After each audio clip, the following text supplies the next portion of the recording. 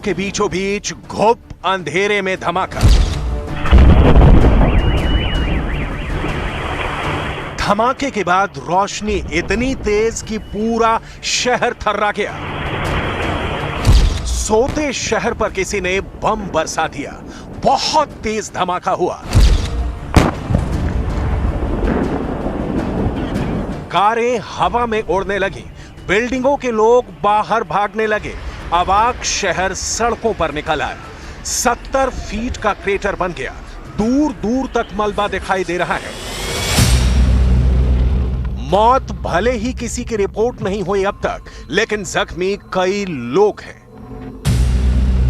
सड़क पर कंक्रीट का ढेर लग गया है। कई कारें तबाह हो गई हैं। घर की खिड़कियों के परखच्चे उड़ गए हैं। धमाके वाला यह शहर है रूस का बेलगोरोड। सोता शहर बारूद की बारिश में लहूलुहान हो गया है। क्यों और कैसे, इसकी डिटेल आगे दिखाएंगे।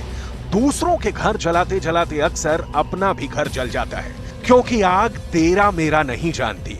तो यूक्रेन को जलाने निकला बम अपने घर रूस में ही ब्लास्ट हो गया। तस्वीरें आपकी स्क्रीन पर है।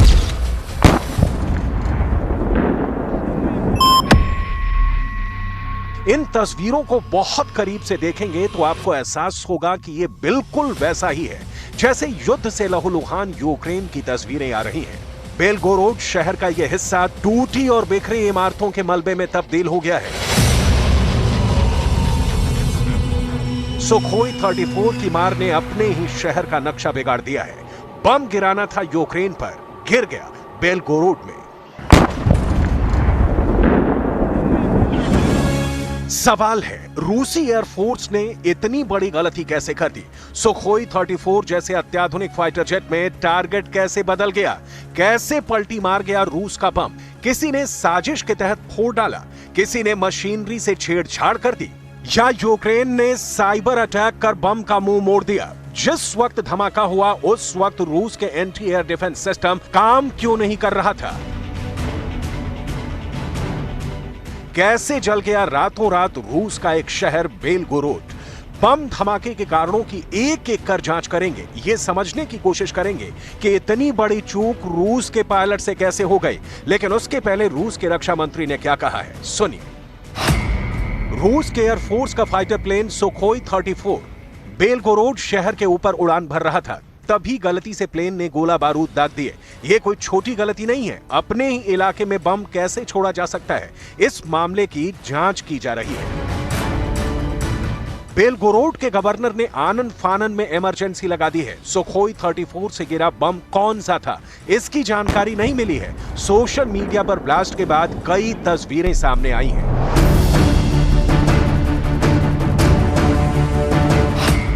बेलगोरोड शहर यूक्रेन के बॉर्डर से सिर्फ 40 किलोमीटर की दूरी पर है। यह यूक्रेन के शहर खार्किव के उत्तर में बसा है। यूक्रेन जाते वक्त रूस के फाइटर जेट्स इस शहर के ऊपर से गुजरते हैं, जिससे यहां के लोगों में डर का माहौल रहता है।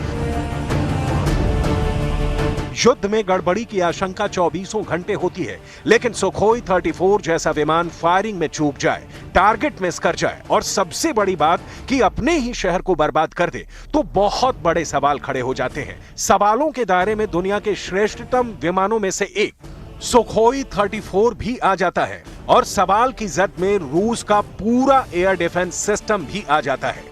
रूस सरकार की जांच के बाद ही यह जानकारी सामने आएगी कि बेलगोरोड को उसके रक्षकों ने ही कैसे उड़ा दिया। फिलहाल उस फाइटर जेट की कहानी जिसने शहर को मलबे में तब्दील कर दिया है।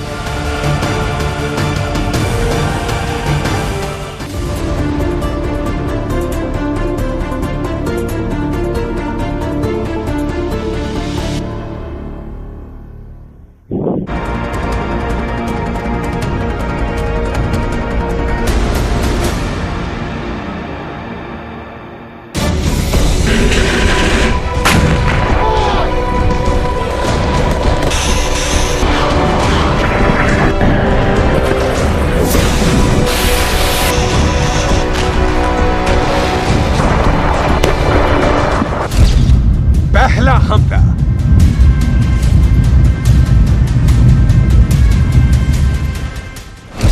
दूसरा हमला।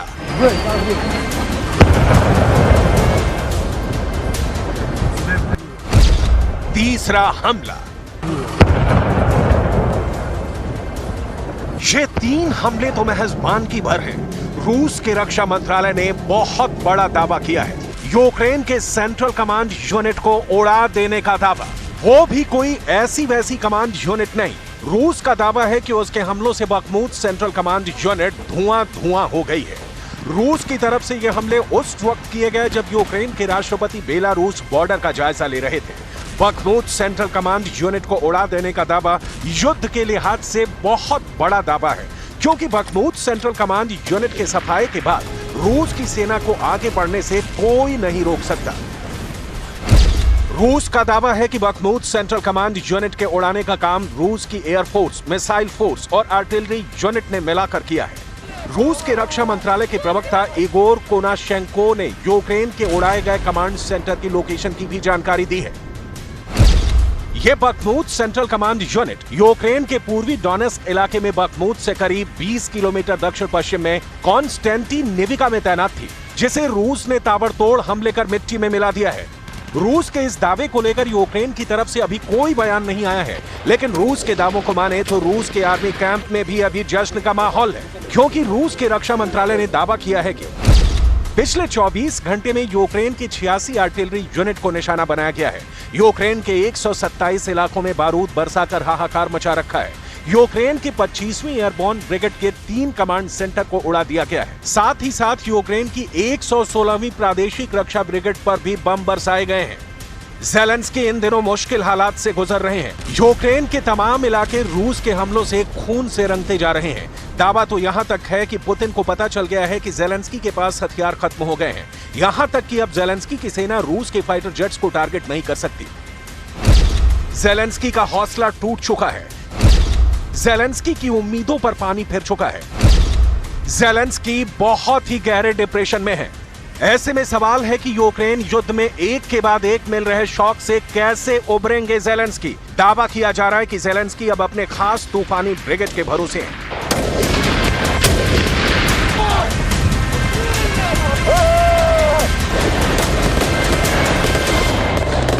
Тому що наступати треба. Треба виганяти погану русню звідси. Тому що як всі, я сподіваюся, розуміють, що треба, чим більше народу буде воювати проти русні, тим скоріше вона закінчиться. Ось в цьому і пішов. У вас був досвід до цього? Досвіду вже зовсім не було. У мене була військова кафедра, яку я закінчив у 98-му році. तूफानी ब्रिगेड यूक्रेन की ऐसी खास ब्रिगेड है जिसकी गोलियों की गूंज से यूक्रेन की सेना का भरोसा बढ़ गया है। ज़ेलेंस्की ने पुतिन से टक्कर लेने के लिए तूफानी ब्रिगेड तैयार कर ली है। ज़ेलेंस्की की 8 तूफानी ब्रिगेड युद्ध में जाने के लिए तैयार है और इनमें कुल मिलाकर 40,000 सैनिक हैं। यानी हर ब्रिगेड में 5,000 से ज्यादा सैनिक हैं, जो यूक्रेन के लिए मर मिटने के लिए तैयार है। बावजूद इसके ज़ेलेंस्की को हार साफ साफ नजर आ रही है। इसीलिए तो वो NATO में शामिल होने के लिए कुछ भी कर गुजरने को तैयार दिख रहे हैं। Ані більшість українців, ані більшість європейців, ані більшість мешканців усього простору НАТО не зрозуміють лідерів Альянсу, якщо на цьому саміті у Вільнюсі не прозвучить заслужене політичне запрошення для України до Альянсу. Україна все зробила для того, щоб наша заявка була задоволена. All NATO allies have agreed that Ukraine will become a member. President Zelensky has a very clear expectation. We discussed this, both the issue of membership but also security guarantees. And of course, Ukraine needs security because no one can tell when and how this war ends. Ukraine की ये तूफानी brigade कहां है, क्या करने की तैयारी में है, ये तूफानी ब्रिगेड कितनी घातक है, रूस के वार पलटवार करने में कितनी सक्षम है, इसे आगे बताएंगे। उससे पहले यूक्रेन के राष्ट्रपति ज़ेलेंस्की के सामने कितनी बड़ी चुनौती आन पड़ी है, इसे जान लीजिए। विदेशी मीडिया के दावों की माने तो पुतिन की एयरफोर्स ने यूक्रेन की राजधानी कीव पर बहुत ही बड़े हमले की तैयारी पूरी कर ली है, जिसकी शुरुआत बखमूत सेंट्रल कमांड यूनिट के सफाए के साथ मानी जा रही है। पुतिन की फौज का दावा है कि यूक्रेन के युद्ध में ज़ेलेंस्की रोज 400 से ज्यादा सैनिकों की जान गंवा रहे हैं। अब पुतिन को बहुत बड़ा मौका मिल गया है। पुतिन ने ऐसी एयर स्ट्राइक का प्लान बनाया है जो बखमूत में आखिरी अटैक के साथ कीव पर बहुत बड़े हमले की शुरुआत कही जा सकती है। पुतिन के फाइटर जेट इस वक्त बम से लोड किए जा रहे हैं क्योंकि यह खबर पक्की है कि यूक्रेन की एयर डिफेंस मिसाइल खत्म हो चुकी है या खत्म होने की कगार पर है। ज़ेलेंस्की के मिसाइल गोदाम के बाहर आउट ऑफ स्टॉक का बोर्ड लग चुका है, यानी गोदाम में अब मिसाइल खत्म हो चुकी है।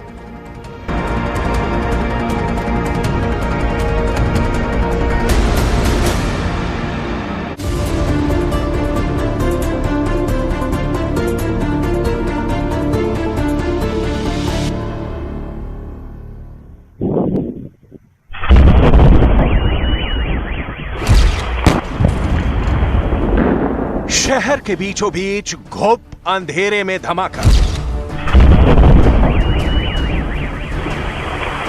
धमाके के बाद रोशनी इतनी तेज कि पूरा शहर थर्रा गया। सोते शहर पर किसी ने बम बरसा दिया। बहुत तेज धमाका हुआ। कारें हवा में उड़ने लगी। बिल्डिंगों के लोग बाहर भागने लगे। अवाक शहर सड़कों पर निकल आया। 70 फीट का क्रेटर बन गया। दूर दूर तक मलबा दिखाई दे रहा है। मौत भले ही किसी की रिपोर्ट नहीं हुई अब तक, लेकिन जख्मी कई लोग हैं। सड़क पर कंक्रीट का ढेर लग गया है। कई कारें तबाह हो गई हैं। घर की खिड़कियों के परखच्चे उड़ गए हैं। धमाके वाला यह शहर है रूस का बेलगोरोड। सोता शहर बारूद की बारिश में लहूलुहान हो गया है। क्यों और कैसे, इसकी डिटेल आगे दिखाएंगे। दूसरों के घर जलाते जलाते अक्सर अपना भी घर जल जाता है, क्योंकि आग तेरा मेरा नहीं जानती। तो यूक्रेन को जलाने निकला बम अपने घर रूस में ही ब्लास्ट हो गया। तस्वीरें आपकी स्क्रीन पर है।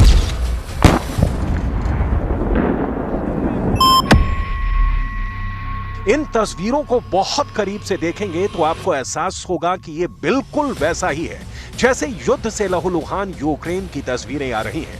बेलगोरोड शहर का यह हिस्सा टूटी और बिखरी इमारतों के मलबे में तब्दील हो गया है। सुखोई 34 की मार ने अपने ही शहर का नक्शा बिगाड़ दिया है। बम गिराना था यूक्रेन पर, गिर गया बेलगोरोड में। सवाल है, रूसी एयरफोर्स ने इतनी बड़ी गलती कैसे कर दी? सुखोई 34 जैसे अत्याधुनिक फाइटर जेट में टारगेट कैसे बदल गया? कैसे पलटी मार गया रूस का बम? किसी ने साजिश के तहत फोड़ डाला? किसी ने मशीनरी से छेड़छाड़ कर दी? या यूक्रेन ने साइबर अटैक कर बम का मुंह मोड़ दिया? जिस वक्त धमाका हुआ उस वक्त रूस के एंटी एयर डिफेंस सिस्टम काम क्यों नहीं कर रहा था? कैसे जल गया रातों रात रूस का एक शहर बेलगोरोड? बम धमाके के कारणों की एक एक कर जांच करेंगे। यह समझने की कोशिश करेंगे कि इतनी बड़ी चूक रूस के पायलट से कैसे हो गई। लेकिन उसके पहले रूस के रक्षा मंत्री ने क्या कहा है, सुनिए। रूस के एयरफोर्स का फाइटर प्लेन सुखोई 34 बेलगोरोड शहर के ऊपर उड़ान भर रहा था। तभी गलती से प्लेन ने गोला बारूद दाग दिए। यह कोई छोटी गलती नहीं है। अपने ही इलाके में बम कैसे छोड़ा जा सकता है, इस मामले की जांच की जा रही है। बेलगोरोड के गवर्नर ने आनन फानन में इमरजेंसी लगा दी है। सुखोई 34 से गिरा बम कौन सा था, इसकी जानकारी नहीं मिली है। सोशल मीडिया पर ब्लास्ट के बाद कई तस्वीरें सामने आई हैं।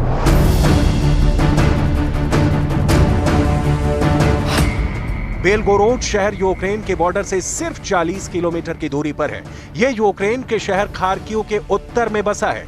यूक्रेन जाते वक्त रूस के फाइटर जेट्स इस शहर के ऊपर से गुजरते हैं, जिससे यहां के लोगों में डर का माहौल रहता है। युद्ध में गड़बड़ी की आशंका 24 घंटे होती है, लेकिन सुखोई 34 जैसा विमान फायरिंग में चूक जाए, टारगेट मिस कर जाए और सबसे बड़ी बात कि अपने ही शहर को बर्बाद कर दे, तो बहुत बड़े सवाल खड़े हो जाते हैं। सवालों के दायरे में दुनिया के श्रेष्ठतम विमानों में से एक सुखोई 34 भी आ जाता है और सवाल की जद में रूस का पूरा एयर डिफेंस सिस्टम भी आ जाता है। रूस सरकार की जांच के बाद ही यह जानकारी सामने आएगी कि बेलगोरोड को उसके रक्षकों ने ही कैसे उड़ा दिया। फिलहाल उस फाइटर जेट की कहानी जिसने शहर को मलबे में तब्दील कर दिया है।